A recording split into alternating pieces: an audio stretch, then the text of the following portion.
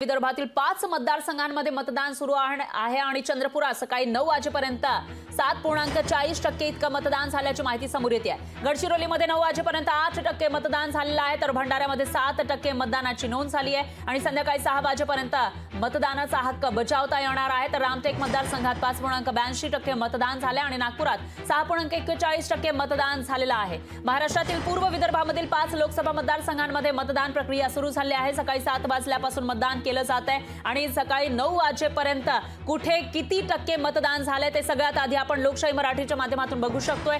चंद्रपुरात सकाळी 9 वाजेपर्यंत 7.40% इतकं मतदान झालं आहे, तर गडचिरोलीमध्ये 9 वाजेपर्यंत 8% मतदान झालं आहे। याचा अर्थ चंद्रपूरपेक्षा गडचिरोलीमध्ये 1% जास्त मतदान झाल्याचं आपल्याला पाहायला मिळत आहे। तर दुसरीकडे भंडाऱ्यामध्ये 7% मतदान 9 वाजेपर्यंत झालं आहे आणि त्याचबरोबर रामटेक मतदारसंघामध्ये 5.82% इतकं मतदान झाल्याची माहिती समोर येते। तर नागपुरात 6.41% मतदान सकाळी 9 वाजल्यापर्यंत झालेला आहे आणि त्यामुळे हा जो टक्का आहे तो वाढण्याची शक्यता आहे। त्याचबरोबर संध्याकाळी 6 वाजेपर्यंत आता किती टक्के मतदान होतं तेही बघावं लागेल।